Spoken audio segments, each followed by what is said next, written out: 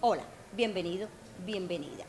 Si usted descubre un día que usted o sus familiares presentan una hinchazón en sus piernas, en los brazos, incluso en los genitales, podría deberse a un linfedema, como se conoce popularmente, una elefantiasis.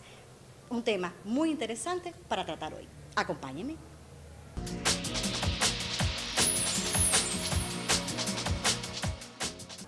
Y para conocer sobre el tema, conversamos con la doctora Yusmila Cerelda Menabouza, quien es especialista de primer grado en angiología y cirugía vascular. Bienvenida, saludos doctora. Hola, muchas gracias por invitarme. Doctora Cerelda, le propongo que ya introduzcamos el tema. ¿Cómo podemos definir el linfedema o elefantiasis? El linfedema es una enfermedad crónica que afecta los ganglios linfáticos, por eso viene el nombre de linfedema, que son estructuras que se encargan del transporte de las proteínas y los elementos de la sangre de alto peso molecular que no pueden pasar a través del sistema venoso, de las venas como se le conoce normalmente. El nombre elefantiasis lo toma precisamente por el aspecto que toma las piernas o el miembro de las personas que lo padezcan. Como ya decía usted anteriormente, puede incluso aparecer en los genitales y es un aspecto rugoso de la piel con múltiples pliegues que puede llegar a tener incluso como verrucosidades, y esto hace que se le conozca en el mundo también como elefantiasis o paquidermosis debido a estos paquidermos que son los elefantes. Ya mencionamos el edema o la hinchazón de las piernas u otras partes del cuerpo, pero ¿qué otras manifestaciones puede reconocer una persona con esta afección? Bueno, lo fundamental en este tipo de enfermedad es precisamente el edema, que inicialmente las personas no lo reconocen mucho porque va siendo gradual, va aumentando con el tiempo, con el paso de los años, pero ya luego, cuando comienzan las manifestaciones más graves de los linfedemas ya más avanzados, grado 3, grado 4, que no lo voy a decir por términos médicos, sino que empiezan a aparecer verrucosidades en la piel, grietas, salida de linfa, que es un líquido transparente que sale alrededor de las piernas y moja todo a su alrededor. Además aparecen úlceras que son de muy difícil tratamiento y lo lamentable es que ni siquiera se recupera ya con el reposo habitualmente. Estas son las principales manifestaciones que son, sobre todo desde el punto de vista estético, las que más marcan al paciente, porque el linfedema, el dolor no es lo que predomina. ¿En qué formas puede presentarse esta patología? Linfedema se reconoce como linfedema primario y linfedema secundario. El primario es el que obedece a causas congénitas por cualquier alteración en el sistema linfático como tal desde que la persona nace. Y el secundario ya sí se debe a otras causas. Por ejemplo, en el caso de cuando se conoce el término elefantiasis, se señala más para un parásito que se llama filaria, que por tanto la elefantiasis se convierte en filariásica o no filariásica. Esta filaria es una enfermedad que generalmente en Cuba no se ve a no ser que sea importada, que está en los países de África, Asia y América Latina, pero del sur sobre todo.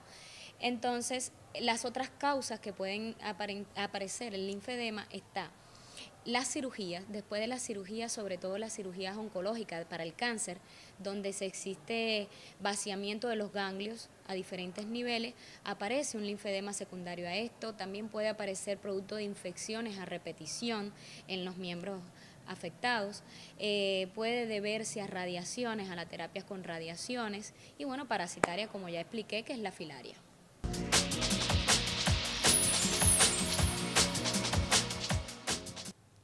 Doctora, en la calle la gente identifica la erisipela, o sea, cuando tienen ese enrojecimiento, aumento del calor, aumento de volumen en un miembro, como la elefantiasis.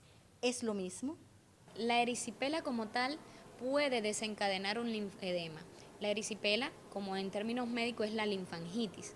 Normalmente un paciente que te hace linfangitis a repetición puede desencadenar en un linfedema. Esa es la diferencia. La linfangitis es algo agudo, algo que ocurre y tiene un tratamiento y ya el paciente sana, y el linfedema es algo más crónico que requiere otras medidas. Doctora, ya usted me ha descrito cómo se manifiesta esta afección, pero ustedes, los especialistas, ¿cómo establecen el diagnóstico? En nuestro país el diagnóstico es básicamente clínico y en todas partes del mundo también, porque son la misma enfermedad te va diciendo según su curso si es un linfedema o no. Se hace a través de diagnósticos diferenciales, es decir, por exclusión. Se van sacando las otras patologías que producen edema hasta uno quedarse con esas causas, más el cuadro clínico es lo que más te aporta.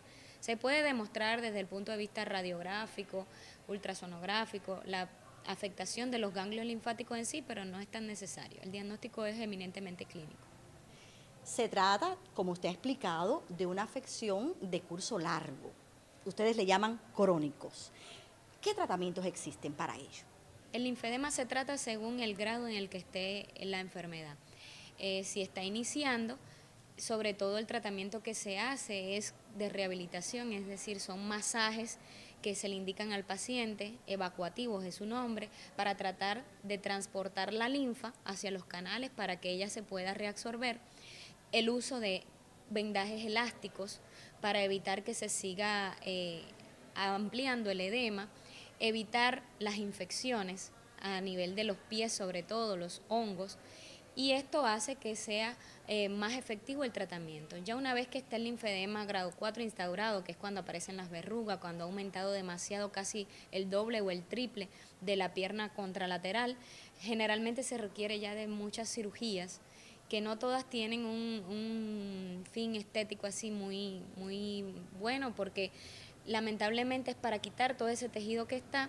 El paciente luego tiene que continuar su tratamiento de rehabilitación y de control de factores de riesgo como las infecciones fundamentalmente. Las vacunas realmente no van encaminadas a eliminar el linfedema aunque no se produzca.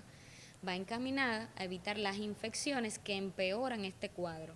Por ejemplo, en los centros como el nuestro y en especialidades pediátricas además se preparan unas vacunas por las personas que son alergólogos que van específicamente para el tratamiento del estafilococo y el estreptococo que el paciente tiene habitualmente en su piel y que en algunos momentos por cortaduras, presencia de hongos, se pueden convertir en patógenos, es decir, en enfermar y producir linfangitis sobre ya un miembro que está linfedematoso, es decir, que ya tiene su edema y cualquier infección complica más la evolución de esta enfermedad.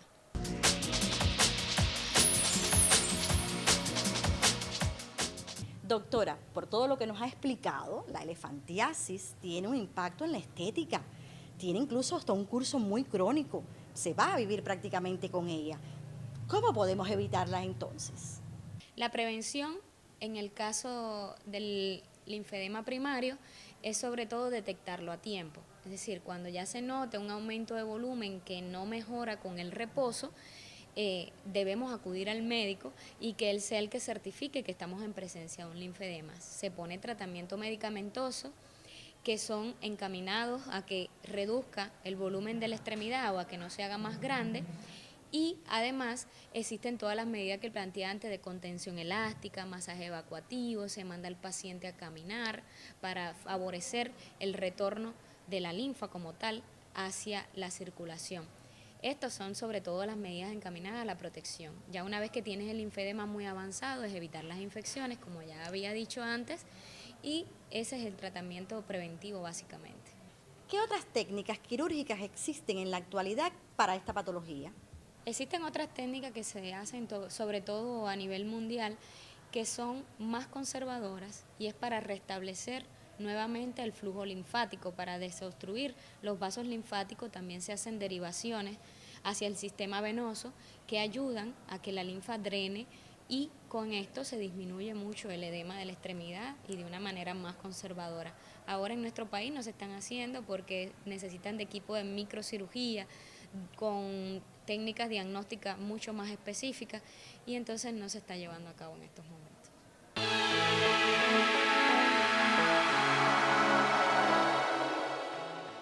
Desde su experiencia, doctora, ¿qué consejo final daría usted a toda la población sobre este tema que hemos abordado hoy? El primer llamado de atención es a que cuando vean que tienen algún tipo de edema persistente en los miembros, deban acudir al médico y no comenzar a automedicarse, a escuchar los consejos de otras personas que han tenido a su criterio la misma enfermedad y entonces a veces empeoran el cuadro con uso de medicamentos que pueden ser irritantes para la piel y esas cosas. Entonces, lo otro que recomiendo es sobre todo la higiene de los pacientes que ya tienen la enfermedad. Esta piel de estas características requiere de un lavado constante, de evitar la presencia de hongos a través del secado correcto de los pies luego del baño, del uso de calzado adecuado, las ropas, por ejemplo, de algodón para evitar las telas que son irritantes y que te puedan provocar una úlcera a ese nivel. Esos son los consejos básicamente que podría ofrecerle a la población. Gracias, doctora Cerelda, por todas esas cosas interesantes que ha compartido con nosotros. El placer ha sido mío y estoy a la disposición cuando sea necesario. Y a usted le digo, con perseverancia y conocimiento construimos más salud. Nos vemos la próxima semana.